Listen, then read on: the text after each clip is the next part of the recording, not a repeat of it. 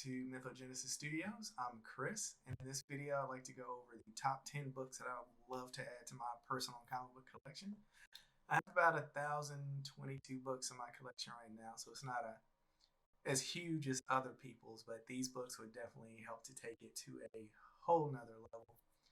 The first book I'd like to add, being a huge X-Men fan, is of course Giant Size X-Men #1, and this is the debut of the modern team with Wolverine, Colossus, Storm, and all the characters that we know and love.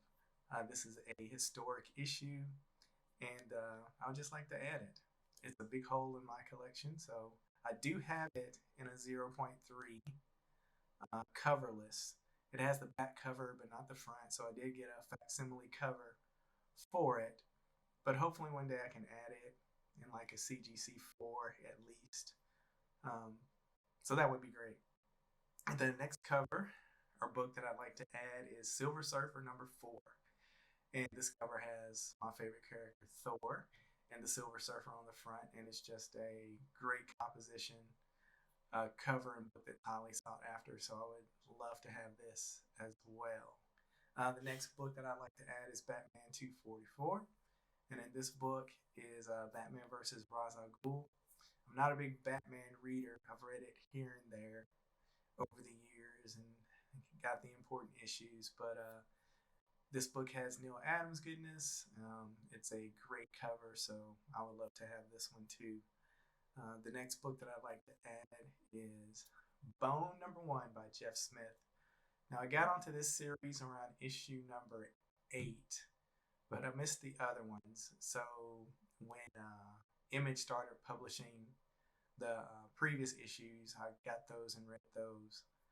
But this is a classic book as well, and one that I read until the end. This was a great series. I keep seeing that there's going to be an animation of it that gets greenlit and canceled, so who knows. But this was a great story, great book to get along to the end of. So, and if you can get it, whether in a collection or single issues, it's great to read for all ages. The next book that I'd like to add is Fantastic Four #48, The Coming of Galactus. I mean, what else do you need to know? It's Galactus, it's the Watcher, it's the Fantastic Four. It has everything that you need. So, would love to have this. The next one is Uncanny X-Men 129, the debut of the Hellfire Club. This is a hole in my X-Men run that I need to fill. A very important book and hot right now. The rest of this list is The Amazing Spider-Man. So for those Spider-Man fans, here we go. And the first book that I'd like to add is Amazing Spider-Man #42. And this is the debut of Mary Jane. So this is an important key issue for that run. Very important character in Peter's life, as we all know.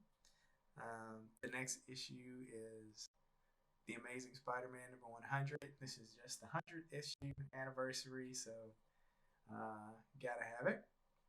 The next one is issue number 122. I have 121 that I bought last year or 2 years ago, so I need to get 122, which is the battle between Peter and the Green Goblin after Gwen Stacy's death. So very important book as well. And lastly, Amazing Spider-Man #300, the cover and the artist that we all know and love. So I know there's a ton of these that are out there. They're all going for about $400 to $500 right now. So Todd McFarlane goodness. So this is definitely a book that I used to have, and somehow can't remember what I did with it. Maybe sold it or traded it for some comics back in the day. But I need to get it back again as a very important piece in my Amazing Spider-Man run. So that's it. There you have it. The holes I have in my collection and the books that I'll be looking to hopefully get in the next year or so. So hope to see you in the next video.